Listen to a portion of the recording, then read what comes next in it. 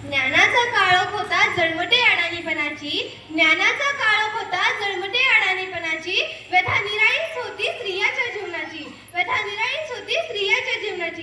ज्ञान नाही विद्या नाही ती घेण्याची गोडी नाही, ज्ञान नाही विद्या नाही ती घेण्याची गोडी नाही, बुद्धी असून चालत नाही ते आज मानव म्हणावे का? ओळखलत का मला? मी आज सावित्री, सावित्री ज्योतिराव फुले, खंडाळा तालुक्यातील नायगावच्या खंडोजी नेवासे पाटलांची मैकंदे. अवघ्या 9व्या वर्षी ज्योतिराव फुले या माणसाशी माझं लग्न झालं. आणि हळूहळू मला कळायला लागलं की ज्या माणसाशी माझं लग्न झालंय तो काही साधा सुद्धा माणूस नाही, तर या जगाला ऊर्जा देणारा एक क्रांती सूर्यच आहे. त्या काळी बायांनी उंबरा वलांडायची पद्धत नव्हती.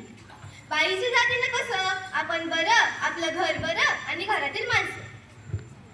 स्त्री पुरुष उच्च नीच असा लय भेदभाव होता. या सर्वांवर एकच उपाय, ती म्हणजे शिक्षण. शिक्षण हाच विचार ज्योतिरावांच्या मनात होता. एकदा ज्योतिराव शिक्षणाचा प्रसार करत असताना फराड नावाच्या ब्रिटिश मॅडम त्यांना म्हणाल्या, मिस्टर फुले, तुम्हाला शिक्षणाचा प्रसार करायचा आहे ना? So educate the woman first, because if a woman educated the whole house will be educated. पण तुम्ही माणसं वुमनला घराच्या बाहेरच पडू देत नाही. So bad mister Phule. झालं. ते घरी आले की माझ्याकडे पाटील पेन्सिल घेऊन आणि मला म्हणाले, सावित्री, आजपासून मी तुला शिकवणार. झालं. आणि सुरू झाला माझा अभ्यास.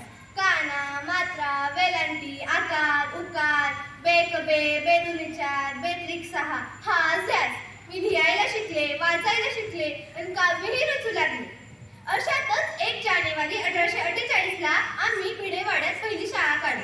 पण समाजाचं मात्र धर्म बुडाला म्हणून कोल्हेकोल सुरू होती. ओहो, एखाद्या सर्वसामान्य माणसानं शिक्षण घेतले यात कोणता धर्म बुडतो हो? इतका तकला तो असू शकतो का हा धर्म? ओहो, माणसासाठी धर्म असतो का धर्मासाठी माणूस? शाळेत जाताना माझ्या अंगावर चिखल फेकला, मी सहन केलं. शेण फेकला, मी तरीही सहन केलं. पण आता माझ्या सहनशीलतेचा अंत झाला होता आणि अचानक एक माणूस माझ्या समोर येऊन म्हणतो, काय ए टवळे, कुठं निघालीस? आधी आमच्या पोरीबाईंना शिकवणं बंद कर. तुला तुझी आबरू प्यारे का ते शिक्षण? कदाचित त्याला माहीत नसावं की आम्ही सुद्धा ज्योतिराव पैलवानांच्या पत्नी आहोत ते. अशी घेतली आणि लावली त्याच्या सनकन कानाखाली आणि सुनावलं, आज आलास थोबड फुटले, पण जर उद्या पुन्हा मात्र आलास ना तर तुझ्या रक्ताला ही धरती रंगवे. स्त्री कोणत्याही जाती धर्माची असो, ती आजपर्यंत अत्याचाराला बळी पडतच आलेली आहे. एखाद्या स्त्रीचा नवरा वारला म्हणून तिनं सती जायचं? ओहो, तिचा नवरा वारला तर तिचा काय दोष असतो? म्हणूनच आम्ही काम केलं. शेळपटासारखा जगला तर काम तमाम होईल, पण जर वाघासारखा जगला तर नाव होईल. अहो, मी सावित्रीची सावित्रीबाई झाले, सावित्रीबाईची सावित्री माईही झाले आणि अशातच आमच्या 18 शाळा झाल्या. सतीप्रथा, केशवपण या सर्वांवर आम्ही मात केला, कारण आनंद होता तो आयाबायाने शिकण्याचा. म्हणून म्हणे, विद्येविना मती गेली, मती विना नीती गेली, नीती विना गती गेली, गती विना वित्त गेले, वित्त विना शूद्र खचले.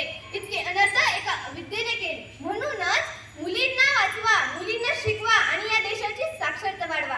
कारण मुलगा शिकला तर तो एकटा शाण होतो, पण जर मुलगी शिकली तर ती अख्ख्या संपूर्ण घराला शहाणं करते. म्हणून मुलींना शिकवा आणि या देशाची साक्षरता वाढवा. शेवटी एवढेच म्हणे, झेलल्या किती दगडविटा मिळण्या तुम्हा ज्ञान, झेलल्या किती दगडविटा मिळण्या तुम्हा ज्ञान,